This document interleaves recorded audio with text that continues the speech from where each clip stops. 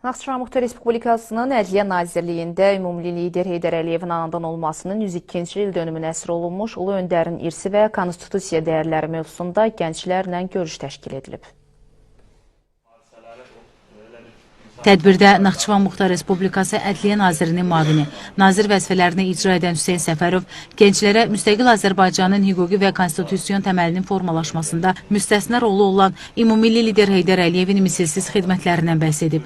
Vurğulanıb ki, Ulu Öndərin rəhbərliyi ilə ölkəmiz müstəqilliyini bərpa etdikdən sonra hüquqi dövlət quruculuğu sahəsində mühüm addımlar atılıb.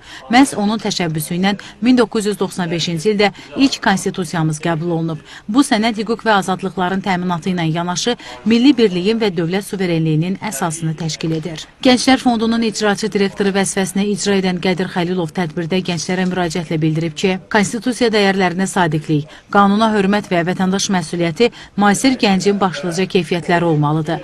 Gənclər Fondu hüquqi maarifləndirməni daim prioritet hesab edir və gənclərlə bu cür görüşlərə xüsusi önəm verir.